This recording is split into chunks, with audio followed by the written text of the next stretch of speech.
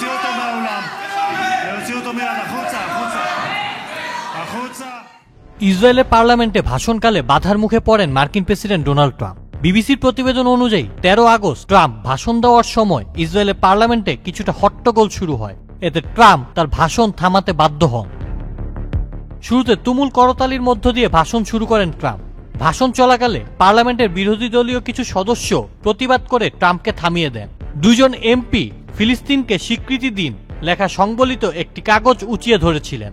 এতে করে ট্রাম্পের বক্তৃতা সাময়িকভাবে বাধাগ্রস্ত হয়। সে সময় নিরাপত্তা কর্মকর্তারা ওই দুই এমপিকে পার্লামেন্ট ভবন থেকে দ্রুত বের করে নিয়ে যান। দুই এমপির হাতে থাকা কাগজ ছিনিয়ে নেওয়া হয়। প্রতিবাদ করা দুই এমপির নাম হল আইমান ওদেহ ও ওফের কাসিফ। ওদেহ হাদাশতাল পার্টির চেয়ারম্যান। এটি মূলত আরব ইসরায়েলিদের একটি দল, আর কাসিফ দলটির একমাত্র ইহুদি এমপি। পার্লামেন্ট থেকে বের করে দেওয়ার পর সামাজিক যোগাযোগ মাধ্যম এক্সে এক পোস্টে ওদেহ লেখেন, তাদের কাছে আমার একটি মাত্র অপরাধ, আমি এমন একটি সহজ দাবি তুলেছি যা সমগ্র আন্তর্জাতিক সম্প্রদায় মেনে নিয়েছে, তা হলো ফিলিস্তিনকে রাষ্ট্র হিসেবে স্বীকৃতি দেওয়া। এই সহজ সত্য স্বীকার করতে বলায় আমাকে সরিয়ে দেওয়া হয়েছে। কাসিফও পার্লামেন্টে একই কাগজ উঁচিয়ে ধরেছিলেন। পরে তিনি এক্সে এক পোস্টে লেখেন, আমরা কোনো বিশৃঙ্খলা সৃষ্টির জন্য আসিনি, আমরা ন্যায়ের দাবি নিয়ে এসেছিলাম।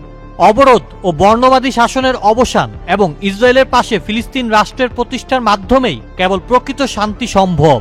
দখলদারি হতে অস্বীকার করো, রক্তপাতে আগ্রহী সরকারকে প্রতিহত করো। আউসাফুল ইসলাম আকিব, চ্যানেল আই।